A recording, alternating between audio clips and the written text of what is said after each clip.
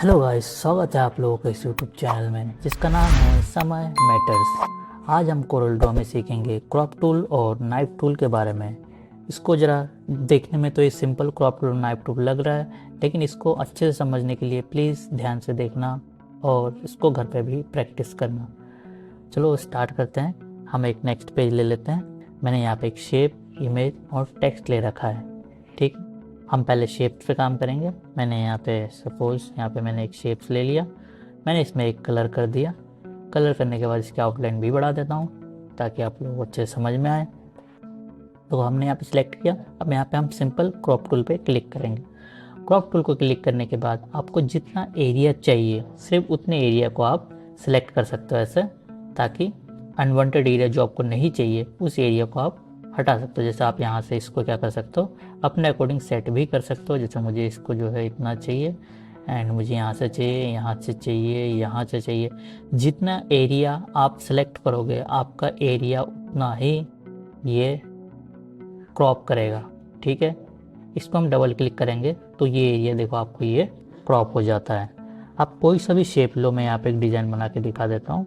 Suppose मैंने एक design बनाया, ये यहाँ पे हमने कलर कर दिया ग्रीन, यहाँ पे हमने कर दिया यहाँ पे रेड। अब आपको क्या करना है, जैसे बीच का एरिया चाहिए तो हम क्या करेंगे, इसको सबसे पहले ग्रुप कर देते हैं। ग्रुप करने के बाद जैसे आपको बीच का एरिया चाहिए, जैसे मुझे इतना एरिया चाहिए, तो इसमें एक चीज़ मैं और बता देता हूँ। जो इसके साइड से नोट्स आ जाते हैं, इसको तो आप इधर उधर की चीज़ें ऐसे कर ही सकते हो। प्लस इसमें जैसे ही आप दोबारा क्लिक करोगे तो आपके रोटेशनल का पॉइंट बन जाता है चार कोने में। तो इसको आप अपने अकॉर्डिंग ऐसे रोटेट करके भी आप चाहो तो कर्व कर सको। जैसे मुझे इतना एरिया चाहिए, इसको थोड़ा ऐसे रोटेट कर देता हूँ। मुझे ये एरिया चाहिए, इस पर डबल क्लिक करूँगा तो आप देख सकते हो आपका इतना एरिया क्रॉप हो चुका है। मतलब जितना एरिया आपको क्रॉप करना है उस एरिया को आप क्रॉप करके अनवांटेड एरिया को आप रिमूव कर सकते हो क्रॉप टूल की मदद से। ठीक है, ये हमने कुछ शेप्स पे काम किया। अभी हम इमेज पे करेंगे। इमेज पे करने के लिए हमने इसको क्या किया, इसको थोड़ा सा बड़ा कर लिया हमने। ठीक है, हमने क्रॉप टूल को सिलेक्ट किया। अब जैसे मुझे सिर्फ इतना एरिया चाहिए, साइड का एरिया मुझे नहीं चाहिए, हम इतने एरिया को सिलेक्ट करके इसमें सिंपल वही फॉर्मूला यूज़ करना है। सब में सिलेक्ट करके डबल क्लिक करना है तो इतने एरिया को ही ये क्रॉप करता है, बाकी अनवांटेड एरिया को ये डिलीट कर देता है। इमेज में भी ऐसे ही काम करता है। आपको जितना एरिया लेना है आप उतने एरिया को ही सिलेक्ट करना, अनवांटेड एरिया ये रिमूव कर देता है। देखो ऐसे। ठीक है, ये कुछ ऐसे काम करता है क्रॉप टूल्स। ठीक है, हमने शेप्स में कर लिया, इमेज पे कर लिया। अब प्लीज़ ये आप लोग घर पे प्रैक्टिस करना। अगर ये प्रैक्टिस नहीं करोगे तो ये काम नहीं आने वाला है, जब तक प्रैक्टिस में नहीं लाओगे। ठीक है, अब हम टेक्स्ट ले लेते हैं। हमने एक टेक्स्ट ले लिया। टेक्स्ट में हमने सपोज यहाँ पे हम लिख देते सुपर, हमने सुपर लिख लिया। अब क्या करेंगे, हम सुपर में से सपोज हमें ये पी चाहिए, हमें साइड से एस यू और ई आर नहीं चाहिए, तो सिंपल वही फॉर्मूला यूज़ करना है। इतने एरिया को ऐसे सिलेक्ट कर लेना है और ये एरिया को डबल क्लिक कर देना। ये देखो ये एरिया तुम्हारा रह जाता है, बाकी सारी टेक्स्ट हो रिमूव हो जाता है। ठीक है, तो क्रॉप टूल बिल्कुल कुछ ऐसे ही काम करते हैं। क्रॉप टूल जब हम क्लिक करते हैं तो यहाँ पे प्रॉपर्टी बार में देखो इसके सपोर्टेड कमांड नहीं आते हैं। यानी क्रॉप टूल का बस इतना ही काम होता है, किसी टेक्स्ट को, इमेज को या शेप को या कोई आपने डिज़ाइन बनाया, अगर उसमें से कुछ चीज़ आप क्रॉप करना है तो आप ऐसे क्रॉप कर सकते हो। ठीक है, क्रॉप टूल का काम बस इतना ही है कि आप किसी चीज़ को क्रॉप कर सको। अब हम सीखेंगे इसमें नाइफ टूल। नाइफ टूल का काम क्या होता है, इसका थोड़ा लॉन्ग प्रोसेस है, अच्छे से देखना, समझने की कोशिश करना और प्रैक्टिस भी करना घर पे। ठीक है, सपोज मैंने यहाँ पे एक शेप ले लिया, सेम शेप्स ले लिया मैंने। अब मैंने आउटलाइन भी कर दिया।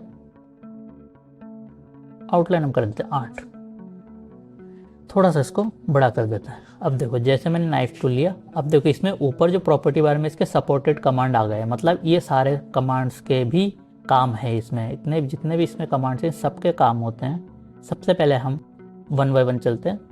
2 पॉइंट लाइन मोड को ले लेते हैं। 2 पॉइंट लाइन क्या करता है, एक लाइन इधर एक लाइन उधर, यानी जिधर से भी लोगे ये सीधा आर पार कर देता है। ये देखो आपके ये 2 इसके टुकड़े हो चुके हैं। मतलब किसी चीज़ को काटने के लिए आप नाइफ टूल का यूज़ करते हो। ठीक, इसको मैं दोबारा समझाता हूँ। मैंने दोबारा से शेप ले लिया। इसमें मैंने कलर ले लिया ग्रीन। अब देखो जैसे हमने क्या किया, नाइफ पे क्लिक किया तो 2 पॉइंट लाइन ले लिया हमने। 2 पॉइंट लाइन क्या करता है, जहाँ पे आप छोड़ोगे उतने एरिया को ये देखो काट देता है, अलग कर देता है इतना एरिया। ठीक है, इसको हम फिलहाल साइड में रखते हैं, सबका 1 बाय 1 समझेंगे सबका क्या क्या काम है। अगेन हम वही वाला शेप ले लेते हैं ताकि आप लोगों को समझ में आए। देन हम लेंगे यहाँ पे अब free hand tool. Free hand tool लेने से पहले मैं इसको कलर कर लेता हूँ, इसको मैं रेड कलर कर लेता हूँ। इसको क्लिक करने के बाद फ्री हैंड टूल पर, फ्री हैंड मोड क्या होता है, फ्री हैंड मोड मतलब कि जैसे आप नाइफ में सिर्फ एक लाइन ले रहे थे, ये सीधा इधर से उधर ले रहे थे, फ्री हैंड में आप चाहो तो कैसे भी ले सकते हो। ये देखो मैं चाहूँ तो ऐसे ऐसे ऐसे। ठीक है, अब देखो ये एरिया एक अलग डिजाइन हो गया, ये आप अलग से इसको काट लिया इस चीज़ को। एक बार और बताता हूँ, आपने नाइफ टूल लिया, यहाँ पे क्लिक किया, अब मैंने कुछ ऐसे ऐसे ऐसे ऐसे ऐसे इसको काटा। अब देखो ये एरिया अलग, ये एरिया अलग। ठीक है, इसमें फ्री हैंड में कुछ ऐसे काम है, इसको हम साइड में रख देते हैं। एक और ले लेते हैं। अब हम सीखेंगे ये वेजर टूल क्या होता है, वेजर मोड। वेजर मोड में क्या होता है कि आपने यहाँ से एक शेप लिया, ये शेप लिया, अब देखो ये हैंडल दे देता है आपके पास, आप कुछ इस टाइप से यहाँ पे डिज़ाइन बना सकते हो। देखो डिज़ाइन बना के सपोज इतना एरिया कट करना है, इतना एरिया ये कट हो चुका है। ठीक है, तीनों में फर्क समझ में आ गया। एक में हमारा सीधा लाइन वाइज है, एक में फ्री हैंड है, तीसरा आपका वेजर टूल में कुछ ऐसा हैंडल दे देता है जिससे आप कोई डिज़ाइन या को नाइफ के थ्रू काट सकते हो। ठीक है, सेम शेप हम दोबारा एक और ले लेते हैं। ये 3 हमारा हो चुका है, साइड में कर देता हूँ इसको। इसमें हम कर लेते हैं फिलहाल कलर ये। अब हमारा ये आ जाता है ऑटो क्लोज ऑन कट। ये क्या होता है ऑटो क्लोज ऑन कट, इसके बारे में थोड़ा समझने के लिए तो इसको मैं फिलहाल इन तीनों को डिलीट कर रहा हूँ, तीनों को समझ चुके हो क्योंकि मुझे स्पेस थोड़ा ज़्यादा चाहिए इसको समझाने के लिए। मैंने कलर ले रखा है, इसकी आउटलाइन थोड़ा मोटा कर लेते हैं क्योंकि इस टूल के बारे में समझाने के लिए आपको आउटलाइन चाहिए। इसका एक शेप और ले लेता हूँ मैं, यहाँ फिलहाल एक शेप में काम करते हैं। जैसे हमने इसको सिलेक्ट किया, हमने इसको सिलेक्ट करने के बाद यहाँ पे ऑटोमेटिक या कीप आउटलाइन, ध्यान रखना ये दोनों जो कमांड होता है ऑटोमेटिक और कीप आउटलाइन दोनों का सेम काम होता है। ठीक है, ऑटोमेटिक या कीप आउटलाइन, आपको अगर बीच में से आउटलाइन चाहिए तो इस पर क्लिक होना चाहिए, प्लस इन दोनों में से किसी एक में क्लिक होना चाहिए, तब जाकर आपके बीच में आउटलाइन देता। दिखाता हूँ कैसे, इस पर क्लिक करके। ठीक है, इसके 2 टुकड़े हो गए। अब देखो इसके बीच में आउटलाइन मेंटेन कर रहा है, ये आउटलाइन आ रहा है, मतलब इसमें भी आउटलाइन है, इसमें भी आउटलाइन है। वहीं पे अगर हम इसको रिमूव करते हैं, देखो ये एक्टिव मोड से हटा देता है, ये अभी एक्टिव मोड में था, जैसे इसको एक्टिव मोड से हटाएंगे हम तो क्या करेगा ये, इसके बीच में से आउटलाइन ये नहीं देगा। देख सकते हो इस वाले में आउटलाइन है, इस वाले में आउटलाइन नहीं है, बिकॉज ऑफ हमारा ये कमांड सेट है तब जाके आउटलाइन लिया है। अगर ये कमांड अनएक्टिव करोगे तो ये आउटलाइन आपको नहीं देगा। जहाँ पे आपको आउटलाइन चाहिए आपको ये कमांड को एक्टिव करना पड़ेगा, अगर आउटलाइन नहीं चाहिए तो इस कमांड को अनएक्टिव करना पड़ेगा। लेकिन इसके भी एक फंडा है, वो क्या है चलो दिखाते हैं। दोबारा मैं इस शेप को ले लेता हूँ, मैं शेप इसलिए चेंज नहीं कर रहा हूँ ताकि आप लोगों को समझ में आए। ठीक है, जैसे हमने यहाँ पे सिलेक्ट किया, देखो इसको सिलेक्ट किया था हमने और मैंने क्या कहा था कि ये दोनों कमांड सेम है। आउटलाइन सिलेक्ट किया तब जाके हमारा ये लाइन लिया, अगर हम यहाँ पे कीप आउटलाइन सिलेक्ट करेंगे तभी भी हमारा ये लाइन देखो ले लेगा, मेंटेन करता है। लेकिन अगर मैं Ctrl Z दबाता हूँ, लेकिन अब क्या होगा कि यहाँ पे अगर मैं इसको सिलेक्ट करता हूँ कन्वर्ट टू ऑब्जेक्ट, तब ये बीच में से देखो मैंने कट किया लेकिन बीच में से ये आउटलाइन नहीं लिया। समझ में आ गया मैं किस लिए बता रहा था। इसका एक फंडा है, अगर आपको आउटलाइन चाहिए तो ये तो एक्टिव मोड में होना चाहिए, प्लस इन दोनों में से किसी एक को सिलेक्ट करना पड़ेगा, तब जाके आपके आउटलाइन को मेंटेन करेगा। अगर आपका यहाँ पे कन्वर्ट टू ऑब्जेक्ट में सिलेक्ट है तो आपको आउटलाइन नहीं मिलेगा। ठीक है, इसका काम कुछ ऐसा है। आई होप आप लोगों को समझ में आएगा। चलो आगे बढ़ते हैं। दोबारा मैं एक शेप ले लेता हूँ। अब सीखेंगे हम ये free hand smoothing. Free hand smoothing का क्या काम है इसके बारे में हम थोड़ा अच्छे से समझते हैं। मैंने यहाँ पे क्या कर लिया, फिर आउटलाइन भी बढ़ा लेता हूँ इसका। इसका एक शेप और ले लेता हूँ, इसका कलर हम चेंज कर देते हैं, suppose pink. Free hand smoothness का जैसे हमने यहाँ पे क्या किया, जैसे हमने यहाँ पे फ्री हैंड को सिलेक्ट किया, अब देखो मैंने यहाँ पे ये मैंने फ्री हैंड से इसको काटा, इसकी जो स्मूथनेस है वो देखो कितनी अच्छी है। ठीक है, वहीं पे इसको यहाँ पे रहने देता हूँ, तभी आपको समझ में आएगा। वहीं पे हम क्या करेंगे, जो यहाँ पे जो इस फ्री हैंड स्मूथिंग है इसको कम कर देता हूँ, मैं सपोज यहाँ पे 5 कर देता हूँ। अब मैं इसको दोबारा से स्मूथिंग के लिए काटता हूँ। अब देखो इसकी स्मूथनेस और इसकी स्मूथनेस में फ़र्क है। इसकी स्मूथनेस आपको बहुत अच्छी दिख रही होगी, इसकी स्मूथनेस आपको उतनी अच्छी नहीं दिख रही है, बिकॉज ऑफ मैंने यहाँ पे ये कम कर दिया। फ्री हैंड स्मूथिंग अगर आपको स्मूथनेस बढ़िया चाहिए तो फ्री हैंड स्मूथिंग यहाँ पे आपको 100 रखना पड़ेगा या फिर मैक्सिमम रखना पड़ेगा, तभी आपकी स्मूथनेस को इतने अच्छे से दिखा पाएगा। अगर आपके यहाँ पे कम है, आपकी स्मूथनेस ऐसे अच्छे नहीं हो पाएंगे, ऐसे ही दिखेंगे, अच्छा सा नहीं दिखेगा। ठीक है, तो इसका काम खत्म, इसको हम कर देते हैं डिलीट। अब हम पढ़ते हैं आगे। देखो अब आता है यहाँ पे नेक्स्ट हमारा कट स्पैन। ठीक है, इसका काम क्या होता है, देखो यहाँ पे अब तक हमारा सिलेक्ट था नन में। ठीक है, अब मैं दोबारा से एक शेप ले लेता हूँ, मैं यहाँ पे मैंने शेप ले लिया, वहीं पे एक रेड शेप ले लिया, इसका आउटलाइन भी बड़ा कर देता हूँ मैं। अब जैसे हम यहाँ पे सिलेक्ट करेंगे गैप में, देखो गैप जैसे हमारा नन होते ही क्या होता है कि ये वाली जो आपका मोड है ये अनएक्टिव हो जाता है।